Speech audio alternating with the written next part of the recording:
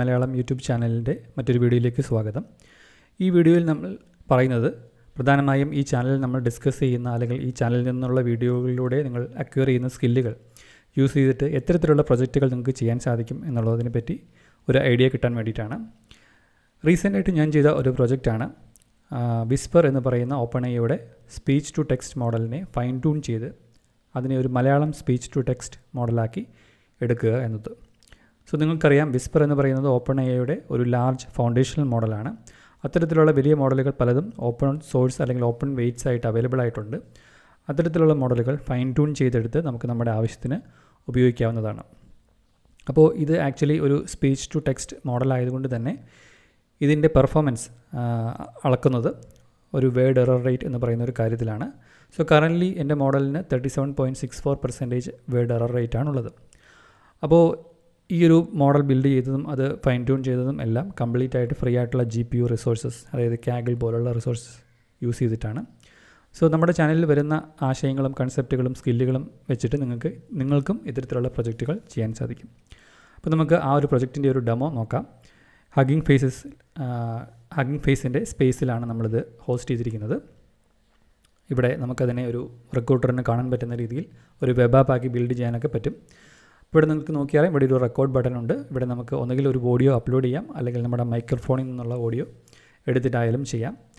അപ്പോൾ നമ്മൾ റെക്കോർഡ് ബട്ടണിൽ പ്രസ് ചെയ്ത ശേഷം മലയാളത്തിൽ എന്തെങ്കിലും സംസാരിച്ച് സബ്മിറ്റ് ചെയ്ത് കഴിഞ്ഞാൽ നമുക്കിവിടെ ഓഡിയോ ആയിട്ട് കിട്ടേണ്ടതാണ്. ഓഡിയോ അല്ല, ടെക്സ്റ്റ് ആയിട്ട് കിട്ടേണ്ടതാണ്.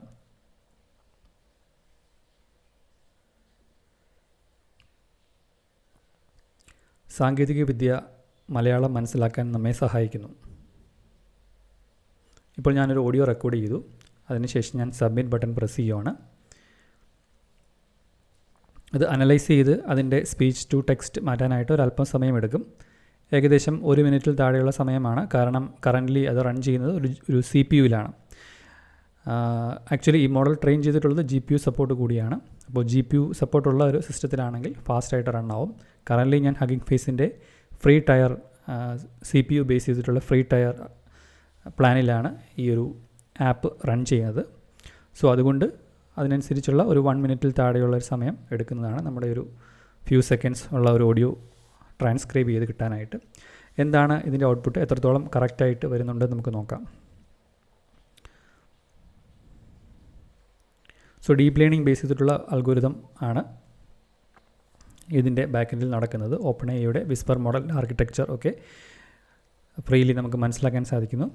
സോ ഇവിടെ നമുക്ക് കുറച്ച് തെറ്റുകളുണ്ട്. ബട്ട് സ്റ്റിൽ നമ്മൾ അപ്ലോഡ് ചെയ്യുന്ന അല്ലെങ്കിൽ ഓഡിയോയുടെ ക്വാളിറ്റി അങ്ങനെയുള്ള കാര്യങ്ങൾ, അതിൻ്റെ പേസിങ് അങ്ങനെയുള്ള കാര്യങ്ങളെല്ലാം ഇതിൻ്റെ റിസൾട്ടിനെ അഫക്റ്റ് ചെയ്യുന്ന കാര്യങ്ങളാണ്. സോ ഈ ഒരു ആപ്പിൻ്റെ ലിങ്ക് അല്ലെങ്കിൽ ഈ ഒരു വെബ് ആപ്പിൻ്റെ ലിങ്ക്, സ്പേസിൻ്റെ ലിങ്ക് ഞാൻ ഡിസ്ക്രിപ്ഷനിൽ ഇട്ടിരിക്കാം. നിങ്ങൾക്കും ട്രൈ ചെയ്ത് നോക്കാം. സോ ഇത്തരത്തിലുള്ള പ്രൊജക്റ്റുകൾ ഇതിനെയൊക്കെ അപ്ഗ്രേഡ് ചെയ്ത് ഒരു ചാറ്റ് ബോട്ടോ അല്ലെങ്കിൽ വോയിസ് ബേസ്ഡ് ഏജൻറ്റോ ഒക്കെ ആക്കി മാറ്റാനായിട്ട് നമുക്ക് അത്തരത്തിലുള്ള പ്രൊജക്റ്റുകളൊക്കെ നമുക്ക് ഡിസ്കസ് ചെയ്യാവുന്നതാണ്. സോ നിങ്ങളുടെ കമൻറ്റ്സ് അറിയിക്കുക. ഇതുപോലുള്ള മറ്റ് പ്രൊജക്റ്റുകളുടെ ഐഡിയകൾ അല്ലെങ്കിൽ നിങ്ങൾക്ക് ചെയ്യാൻ താല്പര്യമുള്ള ടോപ്പിക്കുകളോ ഐഡിയകളോ ഉണ്ടെങ്കിൽ അതും കമൻറ്റിൽ ഇടുക. സോ ദാറ്റ് അതിൻ്റെ ഒരു എൻഡ് ടു എൻഡ് ട്യൂട്ടോറിയൽ നമുക്ക് ക്രിയേറ്റ് ചെയ്യാവുന്നതാണ്. Okay, see you everyone. Keep building.